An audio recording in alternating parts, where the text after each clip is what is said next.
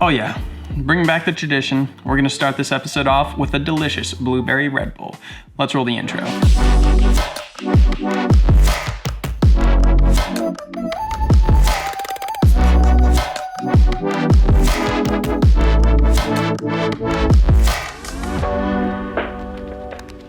We are back with reacting to crash videos, episode 4. If you've missed 1, 2, or 3, make sure you go back, watch them. Lots of good information in there. As always, with this series, our goal is not to poke fun at anyone or laugh at them or make them look like a fool. Our goal is to look at old crash videos and kind of analyze what went wrong and hopefully provide some insight to newcomers that see these videos and see that there's always a cause that you could have avoided in the first place. In this episode, we've got 3 videos to dive into, going from not too big of a deal to almost could have been a really big deal to was an extremely big deal. Oh my God, hope that never happens to anyone ever. We're gonna start out with the most minor incident and work our way up to the most major incident, so make sure you stick around to the very end to see something pretty crazy. As always, if you like what we do here on this channel, the best way to support it is down below, the first link in the description.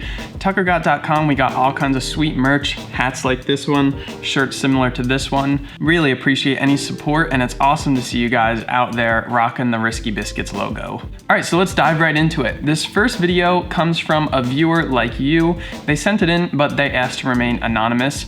They wanted to share their mistake so that other people can learn from it, but they also didn't want people to point and laugh at them, which I totally understand. The internet can be really harsh. So this video involves a foot drag on water. Now, it's a puddle sort of thing in the middle of a field. I guess they had just gotten a whole bunch of rain, and this guy was out practicing his water foot drags. So let's roll the clip.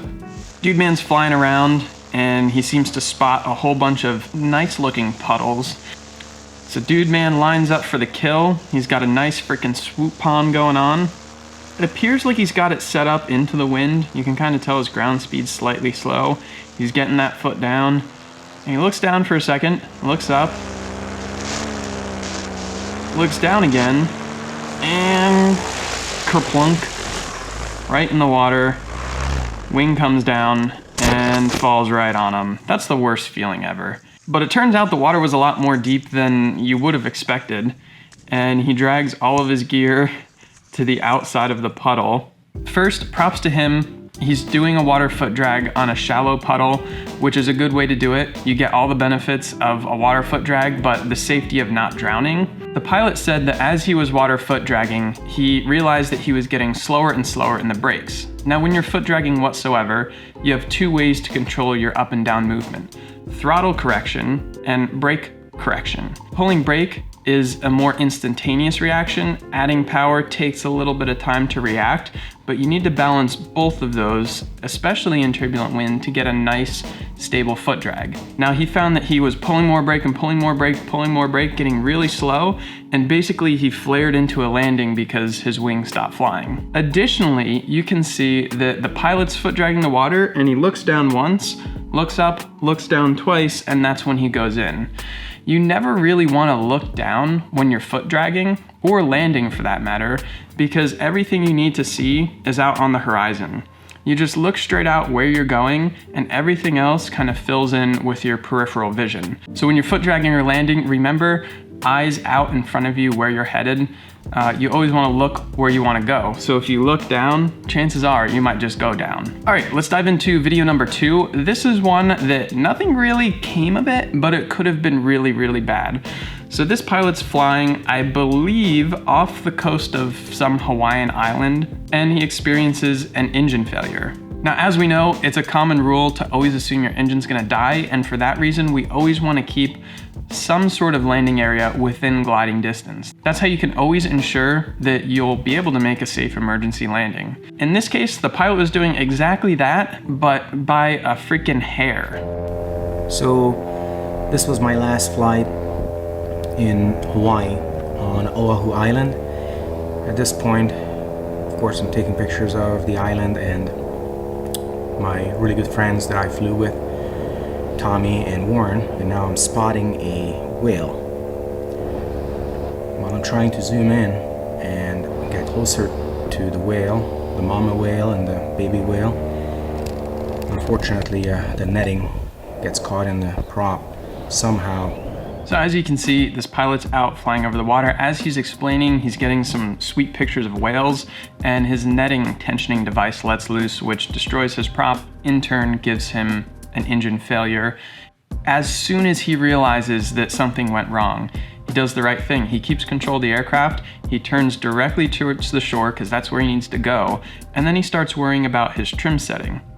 Now with open trims, generally you don't get the best rate of glide, so he's trimming in his glider to get the best rate of glide, second priority, after turning to the shore. Third thing he does, after turning to the shore, after trimming in, he starts to unbuckle some straps. He said his chest straps and his single leg strap. Now that's a really good thing to think about, what you would do in a situation like this if you knew you were potentially going into the water, but you had time to work with it. Start unbuckling a few things, not all of them. You need to make sure you're not going to fall out of the harness, but the more you can get undone, the less you have to worry about once you're in the water. So he's got her lined up to the shore. There's not really much he can do at this point other than just keep a straight heading.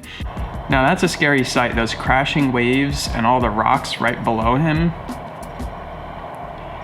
Right about here you can tell he's got it made, and he's got the perfect little sandy patch to put her down in. Maybe rocky, but good enough.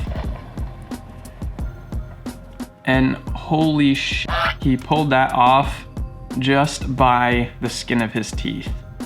Now that was an excellent landing, 100% perfect job by this pilot. I think he did everything right, and obviously the only thing you could say that he could have done better was had a little more altitude for the position he was at, because he literally had just enough room to make it back to shore and no extra margin for error.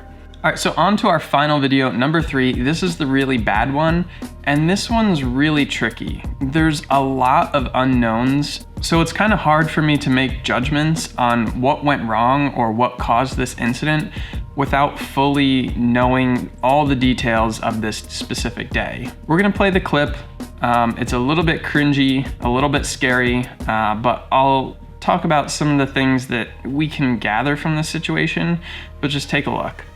So Dude Man's out for a flight. He's over some small airport. I believe this took place in South Carolina. You can tell that the air is not perfectly smooth. His chase cam's swinging around a bit, but that's normal. But you can see that his scout cage is shifting a little bit. It doesn't look glassy smooth, but it looks totally acceptable. This is early morning. So soon he strays away from the field. He's flying out to what looks like the coast. And out of freaking nowhere, huge collapse. Oh. The first time I saw this, I cringed so hard because that's like everyone's worst nightmare.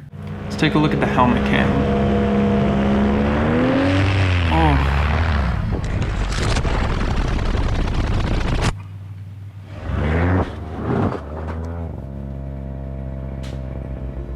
I don't know how this dude made it out of this accident alive. His helmet cam footage, you can see it looks like the helmet gets thrown off of his head before he even hits the ground, and then you see the paramotor come in. Now, this is a really tough one because even with the footage you can see, obviously he took a huge collapse, but what would have caused that collapse? As I dug deeper into the comments and the video description and everything, which I encourage you guys to click the link for this video down below and watch the entire thing and read all the comments because there is some good information there. Basically what he said was it was 7 a.m., calm morning, and a few hundred feet up, he believes there was a layer of wind shear. Now, a fellow, Mike Wakefield, he posted in the comments that he looked at the history of the weather from this day. He found that at about 200 feet, it was 5 knots, which is totally normal, but at 300 feet, it was 19 plus knots with 50 degrees of shear. Now, this is like, I'm gonna say a really rare instance. Normally, there's not just crazy wind shear like that takes place at such a low altitude that we ever have to really deal with. I'm gonna say this is less than 1% of the time for sure that there's a weather phenomenon like this, but it is definitely something to be aware of. And checking winds aloft and having a really good weather checking system is imperative through your flying career so that you don't get caught off guard by certain weather conditions that you would likely never know of if you hadn't checked. So from what we can gather, just looking in the back seat through this video and the video comments, apparently there was some gnarly wind shear at about 300 feet. It looked like he got a little bit line twisty, which is never a good situation, and at the altitude he was at, there were only seconds for him to react to try to throw a reserve. It was just a really bad, unfortunate set of circumstances. Now I'm gonna play a few clips. He actually recorded himself in the field, and I have to give this guy so many props because his attitude on the situation is incredible. So, right now it doesn't even feel like this happened. There's a helmet that came off. Blood or something behind here. Yeah, let's see. Ugh. So, I don't remember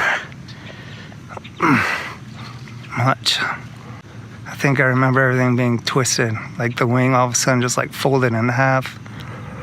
I just remember coming down and it wasn't flying anymore.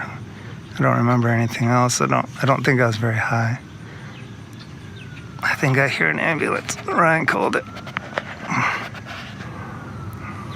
Luckily I landed in a field and not a house or something, or the water. So I wanted to share this clip, even though it's a tough one, because in the sport of paramotoring, there's a whole lot of things that we have in our control that we can do to mitigate risk. But as with anything, there's some parts of the equation that are completely out of our control. I want to hear your guys' comments, and I know there's people out there that are more of an expert on this stuff than me. Take a look at it, see what you can gather from the video. And the only thing I can really gather, which this pilot pointed out himself, he's a relatively new pilot, but he brought up the importance of doing SIV courses and get experience in collapses and that sort of thing, so that maybe, just maybe, if this pilot was a highly trained pilot that had been through many collapses, maybe he could have fixed the situation in time. Who knows? That's just speculation, but at least it's something that you can do and train on to put the odds in your favor. All right, so that's all the clips I've got for you guys today. I think we've gone plenty long on this one. I'm recording this video in advance. I'm gonna set it on a timer to upload because I'll likely be in Iceland as this video is uploaded. So if you're not subscribed, make sure you click the subscribe button and the notification bell down below so that you don't miss the Iceland episodes. If you're not already, follow me on Instagram as well, because I'll be posting live updates, I'm sure, current real time right now. Link for that is down in the description, along with tuckergott.com if you want to pick up some sweet merch like this one. With that, I will see you guys in the next episode. Till then, fly safe. Peace out.